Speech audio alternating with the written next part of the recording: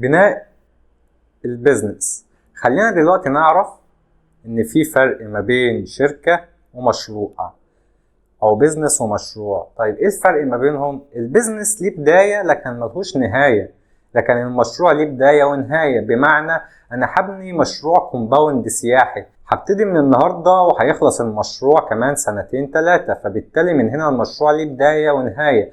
اما البيزنس او الشركة بتبتدي لكن ملهاش نهاية، فده الفرق ما بين بيزنس ومشروع. طيب احنا دلوقتي هنبتدي ان احنا نتكلم ازاي نعمل بيزنس. خليني اذكرك واعرفك ان بناء ده مش امر سهل ومش يوم وليلة.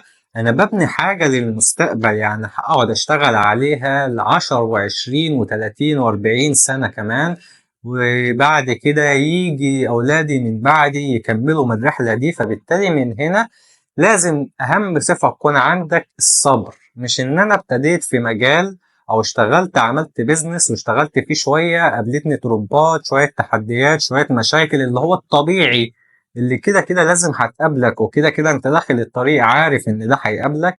فمش بمجرد ما يحصل معايا ابتدي من هنا اتعب وازهق واسيبه واقعد استريح وادور على حاجة تانية. لان اي حاجة في الدنيا هتبتديها هو لازم هتواجهك التحديات والمشاكل والاخطاء، وهم دول افضل معلم ليك اللي هيخلوك من هنا بعد كده تكسب. انا النهاردة عملت 4 شركات. طيب ال4 شركات دول عملتهم بناء عن ايه؟ بناء عن ان اول شركة ليا في حياتي وقعت في مشاكل لا حصر لها، قابلت تحديات لا حصر لها، وقعت في اخطاء لا حصر لها، حصل لي خسائر لا حصر لها، وبناء عن دول انا اتعلمت منهم ازاي ابتدي اعوض لما ابتدي ابني بيزنس جديد، ازاي ابتدي من هنا ابنيه بطريقة صحيحة. ابتدى من هنا اعمل دورات تدريبية وناس تدفع فيها فلوس علشان اقول فيها خبرتي اللي حصلت معايا من الاخطاء والمشاكل وتجاربي الفاشلة والناجحة. فاذا من هنا ان التجارب الفاشلة والناجحة دي بعد كده بتساوي فلوس، سواء هقدمها كاستشارة لشخص او سواء هعمل بيها بيزنس تاني او سواء هعدل بيها البيزنس واعدل اخطائي واكبر البيزنس اللي انا عامله اساسا. فاذا من هنا يبقى انت لازم اول حاجة الصبر. وتاني أفضل مهارة توصلك للنجاح وهي الاستمرارية. إن أنا أفضل مستمر، ما بقاش ماشي في طريق ولما يحصل دروب أروح سايبه وأروح أدور على طريق تاني وأسيبه وأدور على طريق تالت وهكذا. كل طريق أنت بتمشي فيه شوية وبتسيبه وتبتدي في طريق تاني من نقطة الصفر، فأنت ضيعت كل اللي فات بكل خبراته بكل معلوماته بكل تجاربه.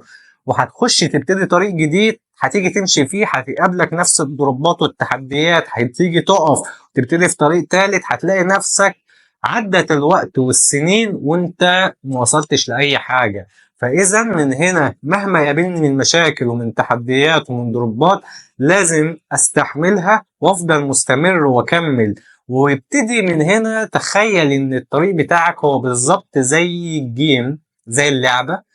لما بتبتدي اول مرحلة قوتك ما بتبقاش زي المرحلة العاشرة. تاني حاجة ان انت لما بتخش في مرحلة ما بتطلعش منها وتعدل المرحلة التانية اللي اكبر منها الا لما بتقابل في نهايتها مرحلة الوحش. وبالتالي من هنا انت ممكن يبقى البيزنس بتاعك ماشي في طريقك بشكل كويس مستقر شوية، بيجي يحصل معاك أزمة بيحصل دروب، تأكد ان الوقت ده لما يعدي انت هتنتقل لمرحلة تانية افضل واكبر والامر يبقى مستقر معاك لحد ما توصل لمرحلة فيها ازمة ودروب وهي ديت مرحلة الوحش.